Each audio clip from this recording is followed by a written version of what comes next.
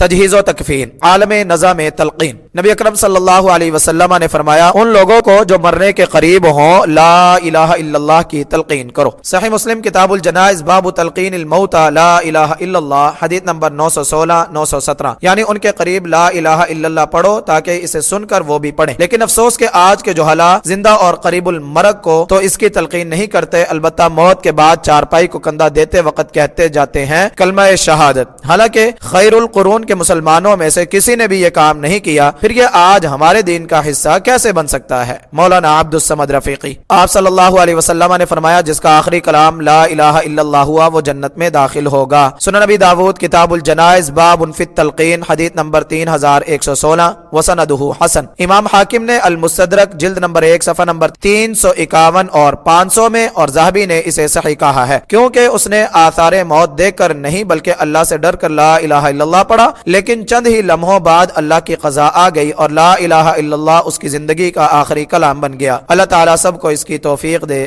آمین۔ مولانا عبد الصمد رفیقی۔ رسول اللہ صلی اللہ علیہ وسلم نے فرمایا جب تم بیمار یا میت کے پاس جاؤ تو بھلائی کی بات کہو، کیونکہ اس وقت تم جو کچھ کہتے ہو فرشتے اس پر آمین کہتے ہیں۔ صحیح مسلم کتاب الجنائز باب ما یقال عند المریض او المیت حدیث نمبر 919۔ مرنے والے کے پاس سورہ یاسین پڑھنے والی روایت سنن نبی داود حدیث نمبر 3121 کو علامہ نووی نے ضعیف کہا ہے، اور امام دارقطنی رحمہ اللہ نے کہا کہ اس کے بارے میں نبی اکرم صلی اللہ علیہ وسلم سے کوئی صحیح حدیث ثابت نہیں ہے۔ التلخیص الحبیر جلد نمبر 2 صفحہ نمبر 104۔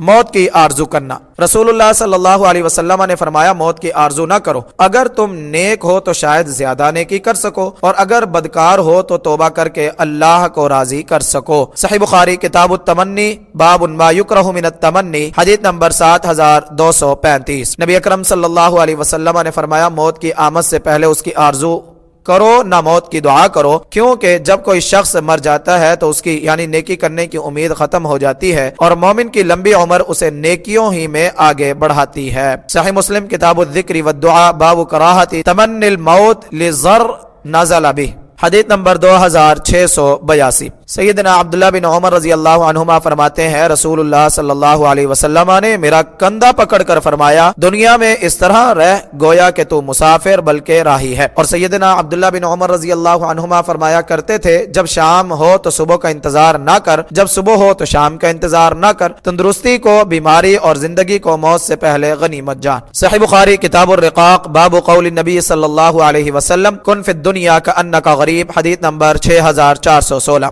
خودکشی سخت گناہ ہے۔ نبی اکرم صلی اللہ علیہ وسلم نے فرمایا جو شخص اپنے آپ کا گلا گھونٹ کر مارتا ہے وہ جہنم میں اپنا گلا گھونٹتا رہے گا، اور جو شخص نیزہ چبو کر اپنی جان دیتا ہے وہ جہنم میں اپنے آپ کو نیزہ مارتا رہے گا۔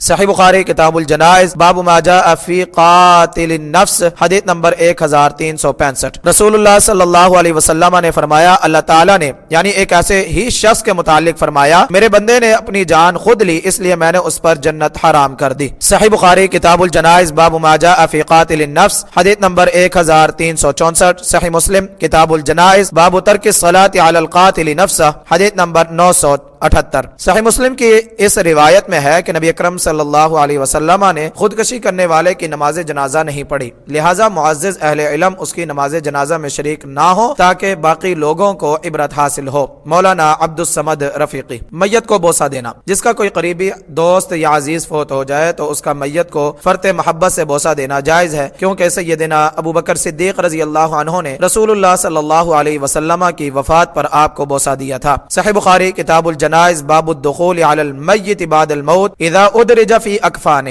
حدیث نمبر 1241 1242۔ میت کا غسل۔ سیدہ ام عطیہ رضی اللہ عنہا بیان کرتی ہیں کہ ہم رسول اللہ صلی اللہ علیہ وسلم کی بیٹی کو نہلا رہے تھے تو آپ نے فرمایا اسے 3 5 یا 7 بار پانی اور بیری کے پتوں سے غسل دو، اور آخری بار یعنی پانی میں کچھ کافور بھی ملا لو۔ ایک روایت میں ہے غسل دائیں طرف اعضائے وضو سے شروع کرو۔ سیدہ ام عطیہ رضی اللہ عنہا کہتی ہیں کہ ہم نے یعنی غسل کے بعد اس کے بالوں کی 3 چوٹیاں گوندی اور انہیں پیچھے ڈال دیا۔ صحیح بخاری کتاب الجنائز باب یجعل الکافور فی الاخیرہ حدیث نمبر 1255 تا 1259۔ صحیح مسلم کتاب الجنائز باب فی غسل المیت حدیث نمبر 939۔ اس حدیث سے معلوم ہوا کہ عورت کو عورتیں ہی غسل دیں گی، یاد رہے کہ غسل میت کا طریقہ درج ذیل ہے اور غسل کے دوران میں اکرام میت کا بہت خیال رکھنا چاہیے۔ تفصیل یہ ہے، وفات کے فوراً بعد میت کا منہ اور آنکھیں بند کی جائیں، بازو، ٹانگیں اور پاؤں کی انگلیاں بھی سیدھی کر لی جائیں، نیز قمیص اور بنیان وغیرہ اتار کر چادر سے میت کا بدن ڈھانپ دیا جائے، پانی اور بیری کے پتے ابال لیے جائیں، نیم گرم پانی ہی استعمال کیا جائے، نیز پانی کم از کم استعمال کیا جائے، لکڑی کا ایک تختہ ایسی جگہ رکھا جائے جہاں پانی کا نکاس اور گندگی کو ٹھکانے لگانا آسان ہو، میت کو اس تختے پر لٹایا جائے، ناف سے گھٹنوں تک کی جگہ کپڑے سے ڈھانپ دی جائے اور دوران غسل میت کی شرمگاہ پر نظر پڑے نہ کپڑے کے بغیر اسے ہاتھ لگے۔ اگر جسم زخمی ہو اور اس پر پٹیاں بندی ہوں تو احتیاط سے پٹیاں کھول کر روئی اور نیم گرم پانی سے آہستہ آہستہ زخم دھوئے جائیں۔ ہر کام کی ابتدا دائیں طرف سے کریں الا یہ کہ صرف بائیں جانب توجہ کی مستحق ہو۔ ناف کی طرف سے میت کا پیڑ 2 یا 3 دفعہ دبایا جائے، یعنی تاکہ اندر رکی ہوئی گندگی امکانی حد تک خارج ہو جائے۔ پھر بائیں ہاتھ سے کپڑے یا دستانہ وغیرہ یعنی جو کفن کے ساتھ بنایا جاتا ہے پہن کر پہلے مٹی کے 3 ڈھیلوں پھر پانی سے اس کا استنجا کریں۔ اگر زیر ناف بالوں کی صفائی باقی ہو تو کر لی جائے۔ دانت، ناک، منہ کا خلال اور کانوں میں اچھی طرح گیلی روئی پھیر کر ان کی الگ سے صفائی کر لی جائے تاکہ بعد میں وضو کے دوران 3 دفعہ سے زیادہ نہ دھونا پڑے۔ بسم اللہ پڑھ کر میت کو مسنون وضو کرایا جائے، یعنی سر کا مسا اور پاؤں رہنے دے۔ 3 دفعہ اچھی طرح سر دھوئیں۔ حسب ضرورت صابن استعمال کرتے ہوئے پورا جسم 3، 5 یا 7 مرتبہ اچھی طرح دھوئیں۔ آخری دفعہ نہلاتے وقت پانی میں کچھ کافور ملا لیں، سب سے آخر میں پاؤں دھوئیں۔ مولانا عبد الصمد رفیقی۔ میت کا کفن۔ رسول اللہ صلی اللہ علیہ وسلم کو سفید رنگ کے 3 سوتی کپڑوں میں کفن دیا گیا، ان میں کرتا تھا نہ امامہ۔ صحیح بخاری کتاب الجنائز باب الثياب البيض للکفن، حدیث نمبر 1264۔ میت کا سوگ۔ سیدہ زینب بنت جحش رضی اللہ عنہا کا بیٹا فوت ہو گیا۔ 3 دن بعد انہوں نے خوشبو منگوائی اور اسے ملا، پھر کہا مجھے خوشبو کی ضرورت نہیں تھی مگر میں نے رسول اللہ صلی اللہ علیہ وسلم سے سنا جو عورت اللہ تعالیٰ اور قیامت پر ایمان رکھتی ہو اس کے لیے حلال نہیں کہ 3 دن سے زیادہ کسی میت پر سوگ کرے سوائے شوہر کے جس کا سوگ 4 ماہ 10 دن ہے۔ صحیح بخاری کتاب الجنائز باب احداد المرأة على غیر زوجها، حدیث نمبر 1282۔ سیدہ ام عطیہ رضی اللہ عنہا کا لڑکا فوت ہو گیا۔ تیسرے دن انہوں نے زردی منگوا کر بدن پر ملی اور کہا ہمارے لیے شوہر کے علاوہ کسی اور کی وفات پر 3 دن سے زیادہ سوگ کرنا ممنوع ہے۔ صحیح بخاری کتاب الجنائز باب احداد المرأة على غیر زوجها، حدیث نمبر 1279۔ میت پر رونا۔ اگر میت کو دیکھ کر رونا آئے اور آنسو جاری ہوں تو منع نہیں، اس لیے کہ یہ بے اختیار رونا ہے جو جائز ہے۔ نبی اکرم صلی اللہ علیہ وسلم نے فرمایا اللہ تعالیٰ آنکھ کے رونے اور دل کے پریشان ہونے کی وجہ سے عذاب نہیں کرتا بلکہ زبان کے چلانے اور واویلا کرنے کی وجہ سے عذاب کرتا ہے۔ صحیح بخاری کتاب الجنائز باب البکاء عند المریض، حدیث نمبر 1304۔ صحیح مسلم کتاب الجنائز باب البکاء علی المیت، حدیث نمبر 924۔ یعنی نوحہ، ماتم اور بین کرنا ممنوع اور باعث عذاب ہے۔ نبی اکرم صلی اللہ علیہ وسلم نے فرمایا اللہ کے ہاں وہ صبر معتبر ہے جو صدمے کے شروع میں ہو۔ صحیح بخاری کتاب الجنائز باب الصبر عند الصدمة الاولى، حدیث نمبر 1302۔ صحیح مسلم کتاب الجنائز باب فی الصبر علی المصیبة عند الصدمة الاولى، حدیث نمبر 926۔ یعنی واویلا اور بیان کرنے کے بعد صبر کرنا صبر نہیں ہے، اصل صبر یہ ہے کہ مصیبت کے شروع ہی میں تسلیم و رضا کا مظاہرہ کیا جائے اور اظہار غم کے فطری طریقے کے علاوہ اور کچھ نہ کیا جائے۔ سیدنا عبداللہ بن مسعود رضی اللہ عنہ روایت کرتے ہیں کہ رسول اللہ صلی اللہ علیہ وسلم نے فرمایا وہ ہم میں سے نہیں جو رخسار پیٹے، گریبان پھاڑے اور جاہلیت کی پکارے یعنی نوحہ اور واویلا کرے۔ صحیح بخاری کتاب الجنائز باب لیس منا من شق الجیوب، حدیث نمبر 1294۔ صحیح مسلم کتاب ایمان باب تحریم ضرب الخدود وشق الجیوب، حدیث نمبر 103۔ نبی اکرم صلی اللہ علیہ وسلم نے فرمایا میں بیزار ہوں اس سے جو یعنی موت کی مصیبت میں سر کے بال نوچے، چلا کر روئے اور اپنے کپڑے پھاڑے۔ صحیح بخاری کتاب الجنائز باب ما ينهى من الحلق عند المصیبہ، حدیث نمبر 1296۔ صحیح مسلم کتاب الایمان باب تحریم ضرب الخدود وشق الجیوب، حدیث نمبر 104۔ رسول اللہ صلی اللہ علیہ وسلم نے فرمایا اللہ تعالیٰ فرماتا ہے کہ میرے یعنی اس مومن بندے کے لیے بہشت کے سوا کوئی بدلہ نہیں جس کے پیارے کو میں اہل دنیا سے قبض کرتا ہوں اور وہ اس کی موت پر صبر کرتے ہوئے ثواب کی امید رکھتا ہے۔ صحیح بخاری کتاب الرقاق باب العمل الذي يبتغى به وجه اللہ، حدیث نمبر 6424۔ رسول اللہ صلی اللہ علیہ وسلم نے فرمایا جاہلیت کے 4 کام ایسے ہیں جنہیں میری امت کے لوگ نہیں چھوڑیں گے۔ نمبر 1 اپنے حسب میں فخر کرنا، نمبر 2 کسی کے نسب میں طعن کرنا، نمبر 3 ستاروں کے ذریعے پانی طلب کرنا، نمبر 4 نوحہ کرنا۔ اور یہ بھی فرمایا اگر نوحہ کرنے والی عورت مرنے سے پہلے توبہ نہ کرے تو قیامت کے دن اس پر گندک کی قمیض اور خارش کا کرتا ہوگا۔ صحیح مسلم کتاب الجنائز باب فی التشدید فی النیاحہ، حدیث نمبر 934۔ اہل جاہلیت کا عقیدہ تھا کہ ستاروں کی نقل و حرکت اور طلوع و غروب کا بارش اور دیگر زمینی واقعات و حوادث کے ساتھ گہرا تعلق ہے۔ آج کل علم نجوم بھی انہی شرکیہ خرافات سے عبارت ہے۔ اللہ تعالی محفوظ رکھے،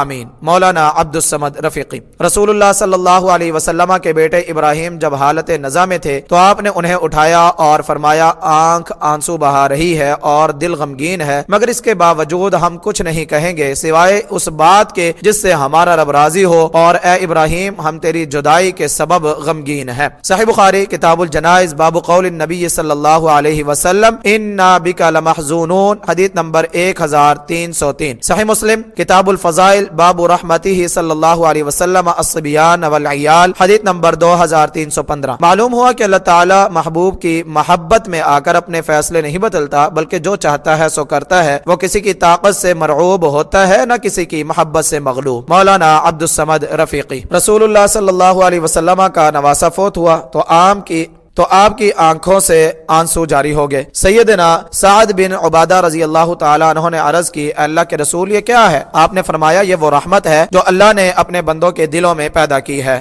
اور اللہ اپنے بندوں میں سے رحمت کرنے والوں ہی پر رحمت کرتا ہے۔ صحیح بخاری کتاب الجنائز باب قول النبی صلی اللہ علیہ وسلم یعذب المیت ببعض بکاء اہلہ علیہ، حدیث نمبر 1284۔ صحیح مسلم کتاب الجنائز باب البکاء علی المیت، حدیث نمبر 923۔ نبی اکرم صلی اللہ علیہ وسلم نے فرمایا جس عورت کے 3 بچے مر جائیں تو وہ اس کے لیے جہنم کی آگ سے آڑ بنیں گے۔ ایک عورت نے پوچھا کہ اگر 2 بچے مر جائیں تو؟ آپ نے فرمایا 2 بچے بھی۔ سیدنا ابو ہریرہ رضی اللہ تعالیٰ عنہ کی روایت میں ہے کہ اس سے مراد وہ بچے ہیں جو ابھی بالغ نہ ہوئے ہوں۔ صحیح بخاری کتاب الجنائز باب فضل من مات له ولد فاحتسب، حدیث نمبر 1249 1250۔ صحیح مسلم کتاب البر والصلہ باب فضل من يموت له ولد فيحتسبه، حدیث نمبر 2633 2634۔ ایک اور روایت میں ہے کہ رسول اللہ صلی اللہ علیہ وسلم نے فرمایا اللہ تعالیٰ ان بچپنے میں فوت ہونے والے بچوں پر اپنی رحمت اور فضل کے سبب ان کے مسلمان والدین کو جنت میں داخل کرے گا۔ صحیح بخاری کتاب الجنائز باب فضل من مات له ولد فاحتسب، حدیث نمبر 1248۔ تعزیت کا مطلب وعدہ اجر کے بنا پر صبر کی تلقین و ترغیب دینا اور میت مصیبت زدہ کو دعا دینا۔ تعزیت کے مسنون الفاظ، آپ نے اپنے نواسے کے متعلق جو حالت نزا میں تھے اپنی بیٹی کو یہ کلمات تعزیت بھیجے، انا للہ ما اخذ وله ما اعطى وكل شيء عنده باجل مسمى، یقیناً اللہ کا مال ہے جو اس نے لے لیا ہے اور اسی کا ہے جو اس نے دے رکھا ہے، اس کے ہاں ہر چیز کا وقت مقرر ہے۔ یعنی پھر آپ نے پیغام لے جانے والے سے کہا کہ اسے حکم دینا کہ صبر کر کے اس کے اجر و ثواب کی امید رکھے۔ صحیح بخاری کتاب التوحید باب قول اللہ تبارک و تعالی قل ادعوا اللہ او ادعوا الرحمن، حدیث نمبر 7377۔ صحیح مسلم کتاب الجنائز باب البکاء علی المیت، حدیث نمبر 923۔ معلوم ہوا کہ اس دعا کے بعد لواحقین کو صبر کرنے اور ثواب کی امید رکھنے کی تلقین بھی کرنی چاہیے۔